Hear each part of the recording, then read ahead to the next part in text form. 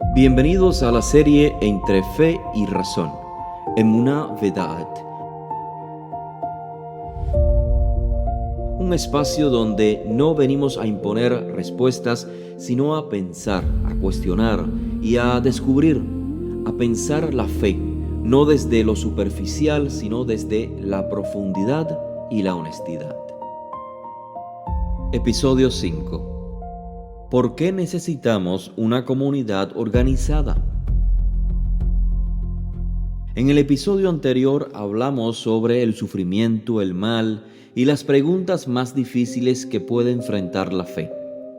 Ahora surge una pregunta distinta, pero igualmente importante. Si una persona puede creer en Dios por sí misma, entonces, ¿para qué necesita una comunidad organizada? ¿Por qué no basta con creer en privado, orar en privado y vivir según la propia conciencia? La respuesta es más sencilla de lo que parece. Necesitamos una comunidad espiritual organizada por la misma razón que necesitamos partidos políticos, organizaciones benéficas, movimientos sociales o cualquier otra causa que aspire a transformar el mundo. Cuando personas que comparten un mismo ideal quieren producir un impacto real en la sociedad, necesitan organizarse. Si alguien desea combatir una injusticia, promover una causa noble o cambiar la dirección de una nación, sabe que no puede hacerlo completamente solo. Debe unirse a otros que compartan el mismo propósito. Lo mismo ocurre en el mundo hebreo, en la fe de Israel. Su propósito no es simplemente reunir personas para rezar. Su propósito es participar en la transformación moral del mundo bajo la soberanía del Todopoderoso. Sin embargo, muchas personas consideran que la organización o la comunidad debería ser un asunto exclusivamente privado. Porque para la mayoría, la fe de Israel consiste principalmente en ciertas creencias acerca de Dios y algunas prácticas rituales y de oración. Y si eso fuera todo, probablemente tendrían razón, pero la fe de Israel entiende esta realidad de una manera completamente diferente. La fe de Israel no fue concebida simplemente para enseñarle al individuo cómo rezar o cómo practicar ciertos rituales. La fe de Israel fue concebida para enseñar a la humanidad cómo vivir. No es únicamente una creencia, es una forma de vida, una visión integral de la existencia, un sistema de valores y acciones destinado a formar hombres y mujeres moralmente rectos y espiritualmente elevados. Y finalmente, a construir un mundo mejor. Para alcanzar ese objetivo, la fe de Israel desarrolló un sistema detallado de enseñanzas y leyes conocido como la conducta de vida. No porque Dios necesite reglas, sino porque los seres humanos necesitamos reglas. Todos sabemos que los grandes ideales por sí solos rara vez cambian la conducta humana. Las personas no se transforman únicamente porque escuchen discursos inspiradores. Necesitamos hábitos. Necesitamos disciplina, necesitamos estructuras, necesitamos un sistema. Existe además un concepto fundamental dentro de la fe de Israel que es Kedushá, la santidad. La santidad es algo más elevado que la simple moralidad. Una persona puede ser moral sin ser santa, pero no puede ser santa sin ser moral.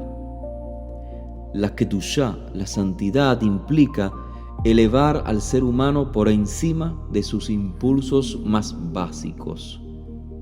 Es el esfuerzo por acercarse al carácter de Dios, a las cualidades de la divinidad.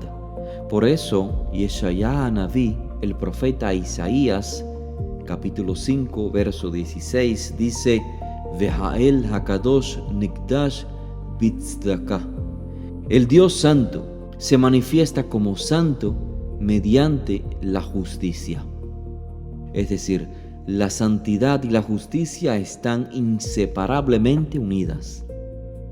Ahora bien, imaginemos a una persona que adopta todas esas enseñanzas para sí misma. Seguramente se convertirá en una mejor persona, pero su impacto sobre el mundo será limitado. Por eso, quienes comparten esos ideales necesitan organizarse. Y eso fue precisamente lo que ocurrió hace aproximadamente 3.500 años. Aquellos hombres y mujeres que aceptaron la misión de transformar el mundo mediante principios del Dios de Israel, llegaron a formar un pueblo. Ese pueblo es conocido como el pueblo de Israel, el pueblo hebreo. Y esto nos lleva a una idea fascinante. A diferencia de la mayoría de las naciones, la pertenencia al pueblo hebreo no depende exclusivamente de la raza, del color de la piel, del idioma o del territorio. Su fundamento principal es un ideal compartido, una misión compartida, una visión compartida.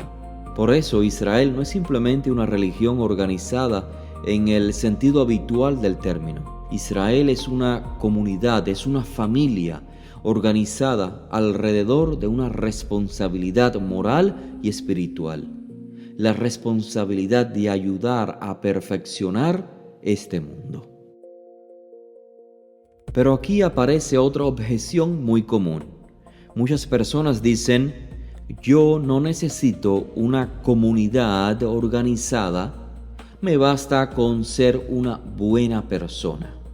Y suena razonable, pero debemos preguntarnos, ¿qué significa realmente ser una buena persona? Cuando se le hace esta pregunta a la mayoría de la gente, la respuesta suele ser: una buena persona es alguien que no le hace daño a nadie. Y aunque esta definición es muy popular, resulta insuficiente. No hacer daño a nadie no convierte automáticamente a una persona en alguien moralmente ejemplar. Simplemente significa que no es un criminal. Y no ser un criminal no es lo mismo que ser una persona ética. La verdadera ética no consiste solamente en evitar el mal, consiste en perseguir activamente el bien. Existe una diferencia enorme entre ambas cosas. Por ejemplo, no basta con abstenerse de perjudicar al prójimo, también debemos ayudarlo cuando se encuentra en peligro. La Torá enseña: no permanezcas indiferente ante la sangre de tu prójimo. Esta enseñanza adquiere una fuerza extraordinaria cuando pensamos, por ejemplo, en la Alemania nazi. La mayoría de los alemanes no asesinó personalmente a nadie. Sin embargo, muchos permanecieron en silencio, miraron hacia otro lado, no intervinieron. Según la definición moderna de moralidad, podrían considerarse inocentes. Después de todo, no hicieron daño directamente. Pero según la visión hebrea del Tanaj, la pasividad también tiene consecuencias morales, porque cuando alguien puede ayudar y decide no hacerlo, su responsabilidad no desaparece. La ética del Tanaj exige algo más que la ausencia de maldad. Exige compromiso, exige acción, exige responsabilidad. Por eso la Torá no dice simplemente no practiques la injusticia, sino que dice Tzedek, Tzedek tirdof. Justicia, justicia perseguirás.